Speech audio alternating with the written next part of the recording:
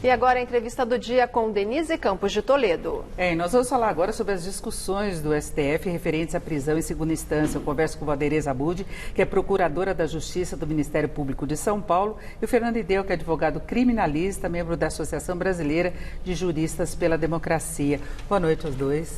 Boa noite. E eu queria, antes de mais nada, saber a opinião em relação que vocês têm a respeito dessa discussão toda, prisão em segunda instância. Doutora Valdereza, por favor.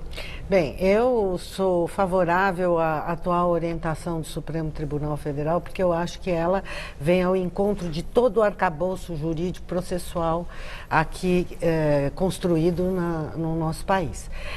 Acho que deveria mantê-la, porque seja pela necessidade que nós temos de segurança jurídica, porque o Brasil vive uma insegurança jurídica que muda a sua jurisprudência de acordo com o réu do momento, o que não é adequado para uma nação democrática.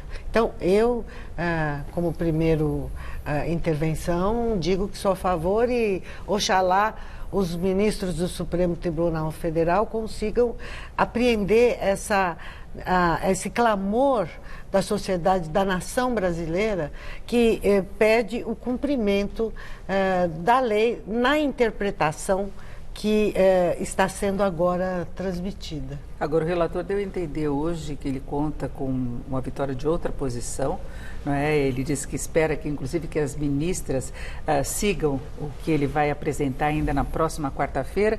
Mas, doutor Fernando, qual a sua posição em relação a isso, a prisão em segunda instância? Bom, boa noite a todos. É um prazer imenso estar aqui. Ouvir a doutora Valdereza, que é um dos nomes mais significativos da história do Ministério Público de São Paulo, é sempre uma honra, por mais que a gente discorde, né? E nesse caso a gente discorda totalmente.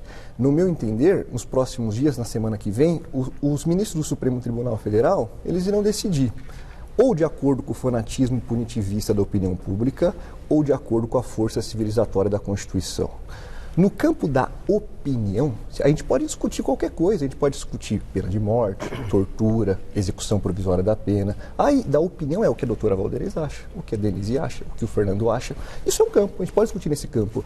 Só que eu espero que a discussão no STF não fique restrita ao campo do que eles acham que é o melhor para o país. Não é o clamor público, não é essa força punitivista da opinião pública que deve prevalecer, é o que diz a Constituição. Se nós aqui podemos dizer qual a nossa opinião, o ministro do Supremo não está lá para dizer qual que é a opinião dele, ele está lá para cumprir a Constituição. E a Constituição é muito clara, ninguém será considerado culpado até o trânsito em julgado de sentença penal condenatória. A gente pode falar disso na sequência, mas a culpa no direito penal pressupõe trânsito em julgado. Isso não significa que ninguém será considerado culpado, não significa que ninguém poderá ser preso antes do trânsito em julgado de sentença penal condenatória. Pode ser preso, mas numa prisão cautelar. Podemos falar disso ao longo da conversa, mas é importante que isso fique muito claro. A questão não é essa de um ministro. O ministro está lá para dar a opinião dele, sim, porque ele é um intérprete da Constituição. E cada qual interpreta de acordo com a sua formação, claro, sem sair dos parâmetros legais. Haja vista que esses mesmos ministros tinham outra, a maioria, alguns deles mantiveram, mas tinha outra, essa posição de hoje era até 2009. 2009 mudou e passou a não poder mais prender antes do trânsito em julgado. Em 2016, mudou novamente. Ou seja, não se trata de clamor punitivista. O mesmo ministro Gilmar Mendes, que hoje defende que não pode ser preso a condenação em segundo grau, antes defendia o contrário. E eu me lembro muito bem de uma frase que ele disse: qualquer decisão teratológica, você solta a pessoa por habeas corpus. Apenas para o telespectador entender por que a gente defende que a pessoa vá ser presa com um julgamento em segundo grau se nós temos mais duas instâncias, temos mais dois tribunais superiores? Por uma razão muito simples, porque a posição contrária, ela ofende os preceitos dos tribunais superiores. Para que existe o Superior Tribunal de Justiça? O Superior Tribunal de Justiça é um tribunal que foi criado para tornar a jurisprudência, dar igualdade à jurisprudência de todo o país. jurisprudência infraconstitucional. Então, do direito penal, do direito civil. Então, o Superior Tribunal de Justiça julga ofensas a essas disposições infraconstitucionais. E o Supremo Tribunal Federal julga o quê? Ofensa à Constituição.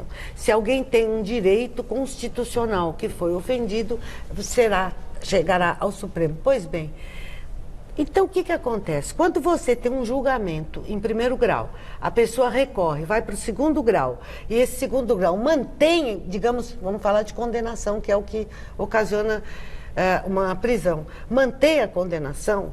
Se essa pessoa for recorrer ao Superior Tribunal de Justiça, o Superior Tribunal de Justiça não pode mais rever fatos.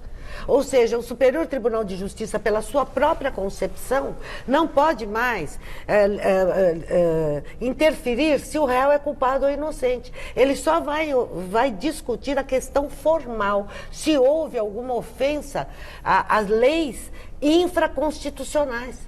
De modo que, então, se houve alguma ofensa ao Código de Processo Penal, não é à toa que eles entraram com um pedido de declaração de constitucionalidade de um artigo do Código de Processo Penal. Ou seja, se o Superior Tribunal de Justiça e o Supremo Tribunal Federal também só pode julgar ofensa à Constituição, não pode mais rever o caso. Tanto é que eles não conhecem de recursos quando se fala de prova.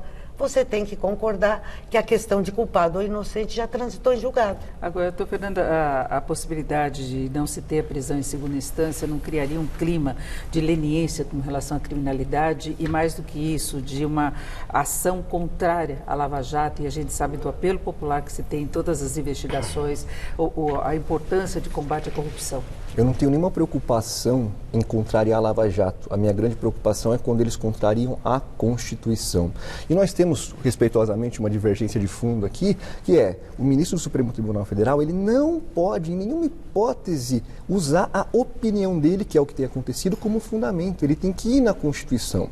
E só explicando, a Constituição diz pra gente que ninguém será considerado culpado até o trânsito em julgado de sentença penal condenatória. Existe a prisão com culpa, que é a prisão pena, e a prisão sem culpa, que é a prisão cautelar. Então, antes da sentença transitória julgada, pode sim ter prisão, desde que o sujeito seja uma ameaça à ordem pública, uma ameaça ao processo, uma ameaça à aplicação da lei penal. Prisão temporária, prisão preventiva e prisão em flagrante.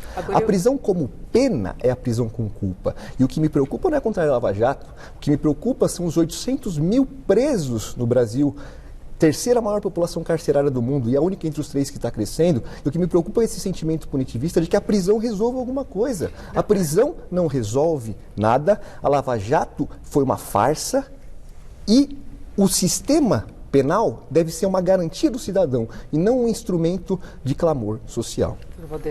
Eu queria aqui, então, com todo respeito ao colega Fernando, se o trânsito em julgado, se o Supremo Tribunal Federal, se o Superior Tribunal de Justiça não podem mais revolver a prova do processo, é porque esta prova do processo já transitou em julgado.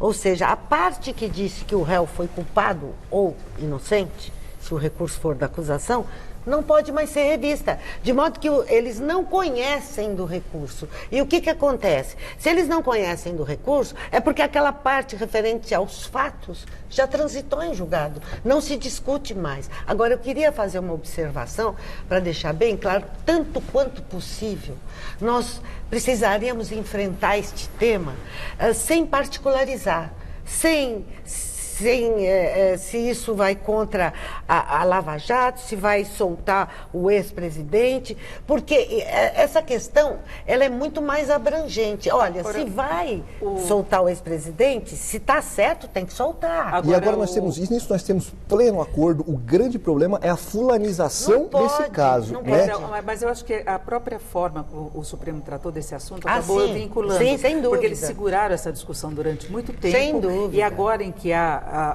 vazamento de conversas, muitas ações aí, discussões quanto à atuação da Lava Jato, é que eles voltaram a discutir esse assunto. Então, eu acho que a própria posição do Supremo e algumas críticas feitas pelos ministros dão essa ideia, né? E, de fundo, fica essa situação, claro, que o presidente... Não posso deixar de falar aqui. Denise, é uma insegurança jurídica para o país. Nós tivemos várias tendências. Em 2016, houve 4, 5 julgamentos sobre o mesmo tema.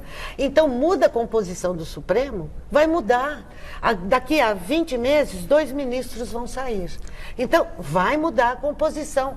E dependendo de qual for o resultado, nova decisão vai ter. Mas ainda tem uma PEC em discussão no Congresso. Sim, que parou a tramitação, parou, que trata exatamente desse assunto. Que, aliás, a meu ver, ontem até a declaração do presidente da Câmara, não vejo por que se suspender esperando a decisão do Supremo. Ora, a decisão do Supremo é para aqueles casos difusos que foram numa ação civil que foi proposta.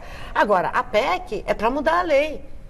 Eu acho que ele foi uma manobra política, porque não tem nenhum vínculo. Se mudar a lei, o Supremo tem que mudar. Ideia de confronto, né? Posso só não deixar sem resposta? A doutora Valderice tem razão. A matéria de fato é julgada até a segunda instância, mas existe um elemento jurídico que é muito importante julgado no STJ e no STF. 1/3 dos recursos são providos no STJ, mudando a pena, abaixando a pena, mudando o regime do fechado para o semiaberto ou para o aberto, reconhecendo causa extintiva da punibilidade. Então, por mais que a matéria de fato já esteja definida na segunda instância, isso não transita em julgado. O trânsito em julgado pressupõe o trânsito da matéria em direito. E a grande preocupação minha não é com se esse outro vai ser solto. Vocês anunciaram a manchete, 30 pessoas da Lava Jato vão ser soltas. Para cada um desse aí da Lava Jato que está preso, por conta de espetáculo midiático, são milhares de pessoas pobres, negras, da periferia, acusadas de crimes de tráfico de baixa quantidade de droga, de pouquíssima quantidade de droga, é a criminalização da pobreza ao extremo. Então, para cada um desses da Lava Jato, são milhares de pessoas que estão sofrendo uma prisão injusta, porque é inconstitucional, a cada dia que o Supremo mantém esse vínculo com o clamor público e não com a Constituição. Temos 1 minuto apenas. Bom, eu acho o seguinte, eu discordo, acho que, infelizmente, os nossos tribunais superiores, eles ingressam em seara que não poderia, porque isso nós conversávamos lá fora. O Supremo Tribunal Federal não está dando exemplo de cumprimento de lei nesse país. Nós vivemos uma insegurança jurídica, como diz o colega Fernando, que mudam pena, regime de pena, o que não deveria, não poderia. Enfim, eu só espero que vamos ver a decisão nas próximas semanas. Bom, ouvimos Valderice Abud, que é Procuradora de Justiça do Ministério Público de São Paulo, e o doutor Fernando Ideu, advogado criminalista. Muito obrigada aos dois, uma boa noite. Laerte, Luciana.